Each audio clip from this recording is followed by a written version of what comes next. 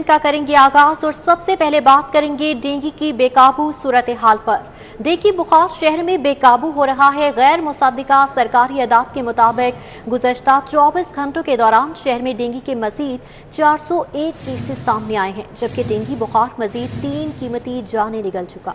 Dengue बुखार शहर में बेकाबू होने लगा। गैर मुसद्दिका सरकारी एदाद-ओ-शुमार के मुताबिक गुज़श्ता 24 घंटों के दौरान शहर में डेंगू के मजीद 401 केसेस सामने आए हैं, जबकि डेंगू बुखार मजीद 3 कीमती जिंदगियां निकल गया है। गैर मुसद्दिका सरकारी एदाद-ओ-शुमार के मुताबिक डेंगू मरीजों की रिपोर्ट जारी। 24 घंटों के दौरान डेंगू बुखार में मजीद 3 कीमती जिंदगियां चली गई। शहर में डेंगू के 401 नए मरीज सामने आ गए हैं। अस्पतालों में डेंगू के 1461 मरीज ज़ेर इलाज हैं, जबकि रवां साल अब तक डेंगू के 8604 केस रिपोर्ट हो चुके। डेंगू बुखार शहर में बेकाबू होने लगा। गैर मुसद्दिका सरकारी एदाद-ओ-शुमार के मुताबिक गुज़श्ता 24 घंटों के दौरान शहर में डेंगू के मजीद 401 केसेस सामने आए हैं, जबकि डेंगू बुखार मजीद 3 कीमती जिंदगियां निकल गया है। डेंगू वायरस बेकाबू होने लगा। गैर मुसद्दिका सरकारी एदाद के मुताबिक डेंगू मरीजों की रिपोर्ट जारी कर दी गई है। रिपोर्ट जारी कर दी गई है और अदाद के मुताबिक बताया जा रहा है कि 24 घंटों के दौरान डेंगू बुखार मजीद 3 कीमती जाने निकल चुका है। शहर में डेंगू के 401 नए मरीज सामने आए हैं। अस्पतालों में डेंगू के 1461 मरीज इस वक्त ज़ेर इलाज हैं। रवां साल अब तक डेंगू के 8604 केसेस रिपोर्ट हो चुके हैं। टीचिंग अस्पतालों के हवाले से बात की जाए तो 283 बिस्तरों का इजाफा किया गया है। शहर में 1149 मकामात से लार्वा तल्फ कर दिया गया है। इस हवाले से जिला इंतजामिया की जानिब से भी इकदाम उठाए जा रहे हैं और सर्विलेंस के अमल में भी तेजी लाई जा रही है, मगर उसके बावजूद देखने में आ रहा है कि डेंगू से मुतासरा मरीजों की तादाद में रोज़ बरोज़ इजाफा हो रहा है। जबकि तिब्बी माहिरीन इस हवाले से कहते हैं कि सर्दी का चूँकि आगाज़ हो रहा है, लिहाजा मच्छरों की अफजाइश के लिए ये मौसम जो है खासा मौजू है और आने वाले दिनों में डेंगू के मरीजों में मजीद इजाफा हो सकता है। लिहाजा एहतियाती तदाबीर उठाने का मशवरा दिया जा रहा है। शहरियों से कहा जा रहा है कि एहतियात करें और जो है वो पानी खड़ा ना होने दिया जाए, सफाई का ख्याल रखा जाए ताकि मच्छर जो है उनकी अफजाइश को रोका जा सके। उसी सूरत डेंगू पर काबू पाया जा सकता है। इस हवाले से ये भी कहा जा रहा है कि डेंगू मरीजों की जो रिपोर्ट जारी की गई है उसके मुताबिक 24 घंटों के दौरान डेंगू बुखार की वजह से 3 कीमती जिंदगियां ज़ाया हो चुकी हैं। शहर में डेंगू के 401 नए मरीज सामने आए हैं। इस हवाले से सरकारी और टीचिंग अस्पतालों में अलग से डेंगू वार्ड्स भी मुख्तस किए गए हैं, जहां पर मरीजों का इलाज किया जा रहा है। देखने में ये भी आ रहा है कि मरीजों की जानिब से शिकायत भी की जा रही है कि उस तरह से इंतजामात मौजूद नहीं है। 24 घंटों के दौरान केसेस बढ़ते हुए नजर आ रहे हैं। डेंगू वायरस बेकाबू होने लगा। गैर मुसद्दिका सरकारी एदाद-ओ-शुमार के मुताबिक डेंगू मरीजों की रिपोर्ट जारी कर दी गई है, जबकि 24 घंटों के दौरान डेंगू बुखार मजीद 3 कीमती जिंदगियां निकल गया है। शहर में डेंगू के 401 नए मरीज सामने आ गए हैं। इसी पर बात करने के लिए हमारे साथ मौजूद हैं सदर वाहिदिये पंजाब मुदस्सिर अशरफी। बहुत शुक्रिया मुदस्सिर अशरफी साहब आपके वक्त का। कहिएगा, शहर में जो है डेंगू वायरस की सूरत हाल काबू से बाहर होती हुई नजर आ रही है, क्या कहेंगे आप, क्यों डेंगू वायरस कंट्रोल में नहीं आ रहा? क्या इंतजामात में कोताही है? जी बिस्मिल्लाहिर्रहमानिर्रहीम, बहुत शुक्रिया। अगर आप देखें लाहौर में तो इस टाइम डेंगू पीक पे जा रहा है और किसी भी जगह पे कोई अवेयरनेस कैंपेन नहीं है। हुकूमत की टोटल नाअहली है। अब अगर आप अस्पतालों की बात करें तो एक एक बेड पे 3-3, 4-4 मरीज हैं। एक एक वार्ड में 100 से ऊपर पेशेंट्स हैं। डॉक्टर की शदीद कमी है, सहूलियात की शदीद कमी है। मरीजों की अमवात दवाइयाँ और सहूलियात ना होने की वजह से हो रही हैं, अवेयरनेस ना होने की वजह से हो रही हैं। आप देखिए पिछले दौरों में हमने देखा कि जब भी डेंगू आता था तो उसके खिलाफ प्रॉपर एक फुल फ्लैज कैंपेन चलाई जा रही थी, स्प्रे किए जा रहे थे, लोगों को अवेयर किया जाता था, लार्वा को किल किया जाता था, लोगों को बताया जाता है कब उन्होंने हॉस्पिटल आना है, क्या क्या अलामात है। अब अनफॉर्चुनेटली मसला ये आ रहा है कि लोगों को ये नहीं पता चल रहा, वो सिंपल बुखार के साथ आ रहे हैं, थोड़ा सा लेट अस्पतालों में आ रहे हैं। जब हम उनका इलाज, उनके टेस्ट वगैरह करवाते हैं तो उसमें डेंगू डायग्नोज हो रहा है और खाली डायग्नोज नहीं हो रहा, वो उनके प्लेटलेट्स बहुत ज़्यादा कम हो गए होते हैं, वो काफ़ी सीरियस हालत में आते हैं। इसे जो अदाद-ओ-शुमार बताए जा रहे हैं वो आपको पता है हमेशा से हुकूमती जो अदाद-ओ-शुमार होते हैं वो हकीकत से टोटल बरक्स होते हैं। जितनी आप अमवात ये पूरे शहर में बता रहे हैं, मेरे ख्याल से एक हॉस्पिटल में इतने हो रहे हैं। उसके बावजूद कोई अलग से काउंटर नहीं बनाए गए, कोई अलग से बेड्स नहीं बनाए गए, कोई अलग से डॉक्टर्स नहीं दिए गए, कोई अलग से स्टाफ नहीं दिया गया, मेडिसिन नहीं दी गई कि मरीजों का इलाज किया जाए। हुकूमत इस पर टोटल फेल हो गई और आगे भी इनका कोई लायामल हमें नजर नहीं आ रहा। कुछ मरीजों का, डॉक्टर्स का कोई पुरसाने हाल नहीं है। मुदस्सिर अशरफी साहब, ये कहिएगा, हुकूमत की जानिब से तो ये दावा किया जा रहा है कि टीचिंग अस्पतालों में 283 जो बेड्स हैं उनका इजाफा किया गया है, अलग से डेंगू वार्ड्स मुख्तस किए गए हैं, मगर आपका कहना है कि इंतजाम मुकम्मल नहीं है। क्या बात दुरुस्त है फिर? आप देखें, अगर हम इनके अदादोशुमार की बात ही ले लें तो ये कह रहे हैं 283 बेड मुख्तस किए गए हैं। पिछले 2 महीनों में जो इनके अदादोशुमार हैं उसके मुताबिक 8000 से ज्यादा केसेस डेंगू के हो गए हैं। आप मुझे बताएं कि क्या 200 बेड के या 300 बेड के ऊपर 8000 केसेस, कभी भी 8000 पेशेंट टैकल हो सकते हैं? पहली बात।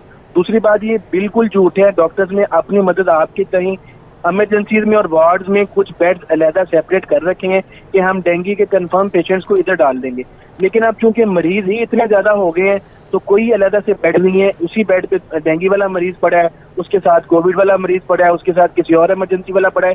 बल्कि मैं आप सब मीडिया के दोस्तों को ये दरखास्त करूंगा, गुजारिश करूंगा कि आप आके अपने कैमरों से दिखाएं, किसी भी सरकारी अस्पताल की इमरजेंसी और वार्ड्स की हालत बताएं, तो आपको पता चल जाएगा कि क्या जो हुकूमती अदादोशुमार है उनका हकीकत से कोई भी ताल्लुक है कि नहीं।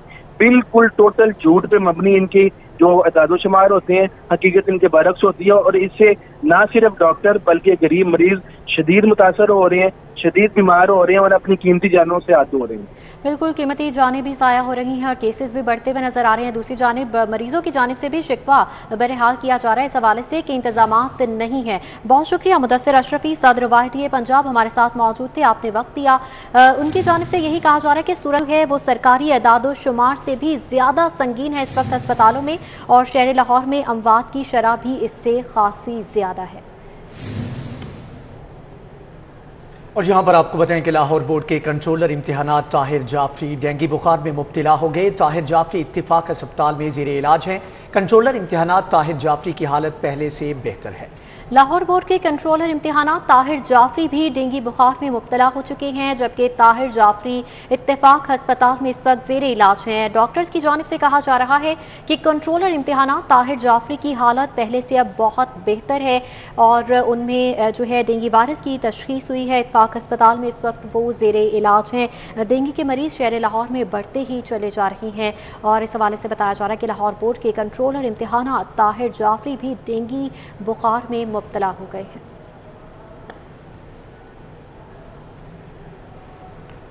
ख्वाजा सलमान रफीक डेंगू की खराब सूरत हाल पर पंजाब हुकूमत पर बरस पड़े। कहते हैं डेंगू की खराब सूरत हाल के जिम्मेदार वजीर आला और वजीर सेहत हैं। उनकी जानिब से मजीद क्या कहना था, आपको दिखाते हैं।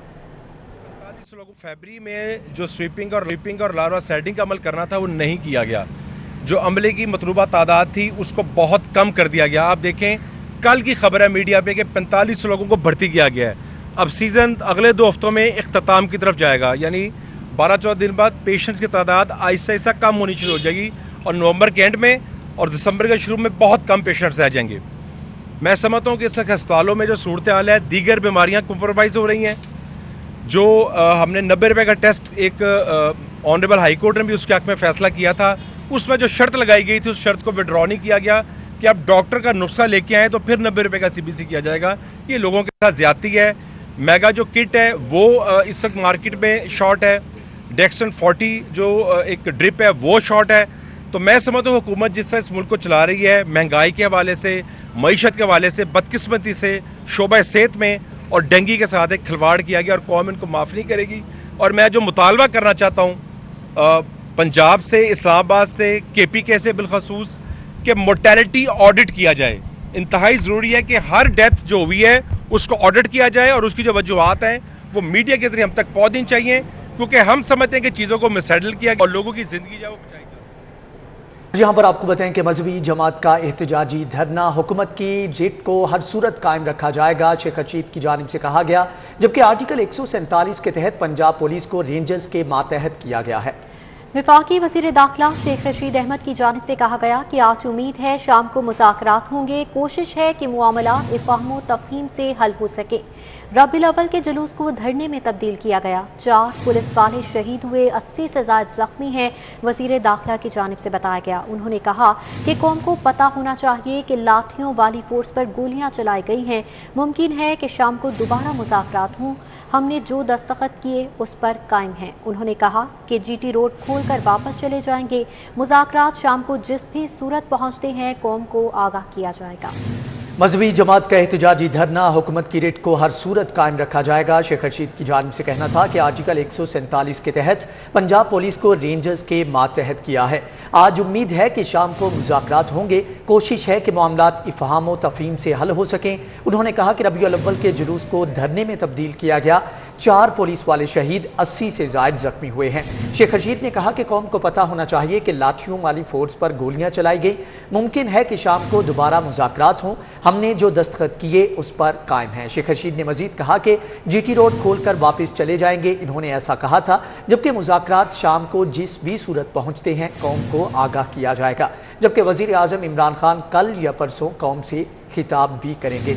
मजहबी जमात का एहतजाजी धरना, हुकूमत की रिट को हर सूरत कायम किया जाएगा। शेख रशीद की जानिब से ऐसा कहा गया है। मजीद जानेंगे इरफान मलिक से। इरफान, आगाह कीजिएगा कि मुज़ाकरात के अंदर जो मुतालिबात हैं उनके ऊपर दोबारा से मुज़ाकरात होने जा रहे हैं। जी बिल्कुल, आपको बताएं कि वज़ीर दाखिला शेख रशीद की जानिब से अब बताया गया है कि एक दफ़ा फिर जो है वो शाम को मुज़ाकरात होंगे और उम्मीद की जा रही है कि ये जो मुज़ाकरात हैं किसी ख़त्मी अंजाम तक पहुँचेंगे और जो मुज़ाहिरीन है वो अपना मार्च जो है वो ख़त्म कर देंगे। ताहम इस हवाले से उनका ये भी कहना था, क्योंकि आर्टिकल 147 के तहत अब रेंजर जो है वो पंजाब पुलिस के जो रेंजर है उसको मातहत कर दिया गया है। पुलिस को रेंजर्स के मातहत कर दिया गया है और तमाम जो रेंजर हुकाम हैं उनकी जानिब से जो अपनी पोजीशन जो है वो संभाल ली गई हैं। इसके साथ साथ आपको बताएं कि पुलिस की जानिब से इस हवाले से जो हमने बात करने की कोशिश की तो बहुत से पुलिस अफसरान जो थे वो हैरान और परेशान थे कि किस तरह जो रेंजर जो है वो उनकी सरबराही कर सकती है और पुलिस के मातहत आ सकती है। ताहम दूसरी जानिब आपको ये भी बताएं कि इस वक्त जो है वो IG पंजाब जो हैं वो DG रेंजर के ऑफिस रेंजर हेडक्वार्टर जा रहे हैं, जहाँ पे मीटिंग होगी और अमन अमान की सूरत हाल के हवाले से जो जायज़ा लिया जाएगा। जबकि दूसरी जानिब आपको बताएं कि पुलिस हुक्काम की जानिब से ये कहा जा रहा है कि मुज़ाकरात जो हैं वो अभी तक मुकम्मल नहीं हो पाए और इसी वजह से अभी तक डेड एंड मौजूद है। दूसरी जानिब रेंजर हुक्काम का ये कहना था कि जो चनाब का पुल है वहाँ पे भारी मिकदार में तादाद में नफरी तैनात की गई है और शेख रशीद की जानिब से भी यही बताया जा रहा है कि रेंजर जो है वो तमाम कंट्रोल संभालेगी पंजाब पुलिस का और पुलिस को रेंजर्स के मातहत कर दिया गया है। इस हवाले से अब उनका ये कहना है कि मुज़ाकरात जो हैं वो देखा जाएगा कि अब शाम को जो मुज़ाकरात होंगे उसके अंदर अगर नतीजा खेज़ ये मुज़ाकरात हुए तो उसके बाद जो मुज़ाहिरीन हैं वो अपना मार्च ख़त्म करेंगे। लेकिन अभी तक जितनी भी कोशिशें की गई उसके अंदर ना तो हुकूमत को इसमें कोई कामयाबी हासिल हुई और ना ही मजहबी जमात की जानिब से कोई इसके अंदर लचक दिखाई गई अपने जो मुतालबात में। और उनका ये कहना है कि उनके मुतालबात जब तक मनोन पूरे नहीं होते वो अपना एहतजाज जो है वो जारी रखेंगे। जी इरफान मलिक, ये बताइएगा इससे पहले जितनी भी बार मुज़ाकरात की कोशिश की गई है डेडलॉक ही बरकरार रहा। मुज़ाहिरीन की जानिब से किसी भी किस्म की जो रवैये में लचक है वो देखने में नहीं आई। तो कितने इम्कानात मौजूद हैं कि आज अगर दोबारा से मुज़ाकरात किए जाते हैं तो ये तमाम मामलात जो हैं इफ़हाम व तफ़हीम से हल कर लिए जाएंगे? इस हवाले से अब तक जो है वो 7 दफ़ा कोशिश हो चुकी है। जब से गुज़िश्ता जुमे जब ये लाहौर से मार्च लेकर निकले थे इस्लामाबाद की जानिब, तो इस दौरान बहुत से मकामात ऐसे थे जहाँ पे पुलिस और मजहबी जमात के जो कारकुन थे उनके दरमियान जो है वो तसादुम हुआ, जिसमें बहुत नुकसान हुआ, जिसमें दोनों तरफ से लोग जो हैं वो जान से गए और इसी वजह से हुकूमत की जानिब से बारहा इसके ऊपर मुज़ाकरात करने की कोशिश की गई ताकि इस तमाम मामले को पुरअमन तरीके से हल किया जाए। लेकिन इसमें अब जो डेड एंड करार दिया जा रहा है वो ये है कि जो मजहबी जमात की जानिब से जो मुतालबात दिए गए हैं उनमें से किसी एक के ऊपर भी वो हटने को तैयार नहीं है। लेकिन दूसरी जानिब हुकूमत जो है वो फ्रांसीसी सफ़ीर के हवाले से जो बारहा ये कह चुकी है कि उनको ना तो फ्रांस एम्बेसी जो बंद की जाएगी और ना फ्रांसीसी सफ़ीर को जो है वो निकाला जाएगा। तो ये डेडलॉक जो मौजूद है अभी, लेकिन अब वज़ीर दाखिला की जानिब से जो बताया गया है कि शाम को एक दफ़ा फिर जो है वो मुज़ाकरात होंगे, उसमें उम्मीद ये की जा रही है कोई जो सलूशन निकलेगा और मुज़ाहिरीन जो है पुरअमन तौर पे मुंतशिर होंगे और एहतजाज को ख़त्म किया जाएगा। इरफान मलिक, ये बताइएगा आज होने वाले मुज़ाकरात को लीड कौन करेगा? गुज़श्ता रोज़ ये देखने में आया था कि वज़ीर आला पंजाब लीड कर रहे थे मुज़ाकरात को, लेकिन ये वो मुज़ाकरात थे वो भी नाकाम रहे। तो आज मुज़ाकरात में कौन कौन से अहम शख्सियात शामिल होंगी?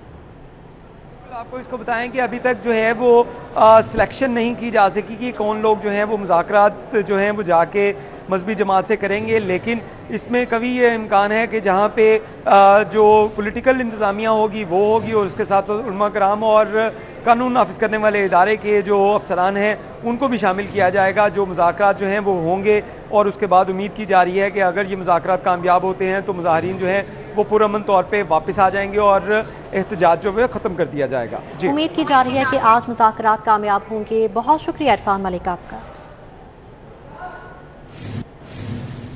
दूसरी जानिब आपको बताएं कि हुक्मरान अना ख़त्म करके मुज़ाकरात से मसले, ऐसा कहना था परवेज़ इलाही की जानिब से। उन्होंने कहा कि हुकूमतों की अना नहीं होती, खून खराबे के ज़िम्मेदार ना बने। बेगुनाह मारे जाने वाले लोग क्या कम मुसलमान हैं? स्पीकर पंजाब असम्बली चौधरी परवेज़ इलाही ने कहा कि बेवाओं और बच्चों से पूछें वो किस हाल में हैं। सैकड़ों पुलिस एहलकार जख्मी हैं, नुकसान सिर्फ अपने मुल्क का हो रहा है। हुक्मरानों के पास कोई चारा नहीं कि अमन बहाल हो, सारा मसला हुक्मरानों के जिम्मे लग रहा है। बातचीत के दरवाजे बंद नहीं होने चाहिए। उन्होंने मजीद कहा कि मसले का हल मुज़ाकरात से ही निकलेगा। अपने ही मुसलमान मर रहे हों तो नुकसान किसका हो रहा है? दुश्मन से मुज़ाकरात हो सकते हैं तो अवाम से क्यों नहीं? परवेज़ इलाही की जानिब से ये कहा गया। स्पीकर पंजाब असम्बली चौधरी परवेज़ इलाही की जानिब से हुक्मरानों को मशवरा दिया गया है कि वो अना ख़त्म करके मुज़ाकरात से मसला हल करें। मज़ीद स्पीकर का क्या कहना था, अली अकबर से जान लेते हैं। जी अली अकबर। अगर मुस्लिम लीग के कायदीन की बात की जाए तो मुस्लिम लीग के कायदीन चौधरी शजात चौधरी परवेज़ इलाही ने हमेशा जो है वो किसी भी मसले में जो है वो किसी भी मसले को अना या जिद का मसला बनाने के बजाय हमेशा मुज़ाकरात के जरिए जो है वो कौमी मसाइल हल करने की बात की है, कोशिश की है। अब भी स्पीकर की जानिब से ये कहा जा रहा है कि मजहबी जमात के साथ जो है हुक्मरान जो है उसको अपनी अना का मसला ना बनाएं बल्कि मुज़ाकरात के जरिए मसला हल करें। उनका ये कहना है कि हुकूमतों की कोई अना नहीं होती, खून खराबे की जिम्मेदारी ना बनाई जाए, बल्कि जो पुलिस के शहीद है और उसके साथ साथ मजहबी जमात के कारकुनान के शहीद हो रहे हैं, दोनों ही मुसलमान और मुसलमान को जो है वो मारने पर तुले हुए हैं। उनका ये कहना है उनकी बीवी और बच्चों से पूछें कि वो किस हाल में हैं।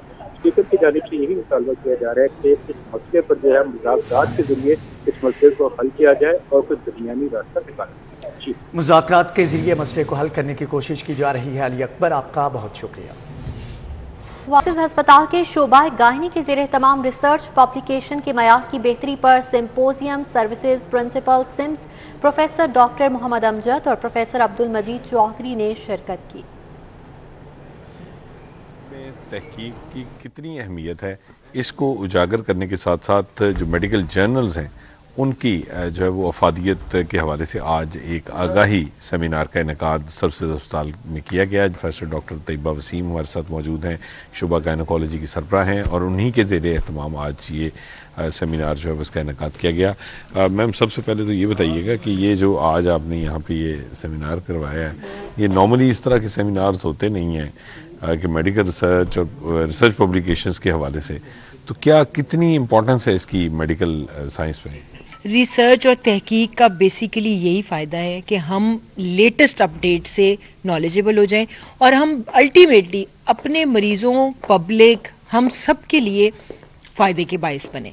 तो रिसर्च पब्लिकेशन हमारे यहाँ रिसर्च करना बहुत सारी लिमिटेशन है पाकिस्तान में, इसकी बहुत क्वालिटी तहकीक नहीं होती। हालांकि अब ये रिसर्च हिस्सा है हमारी हर डिसर्टेशन का, हमारे टीचिंग प्रोग्राम का।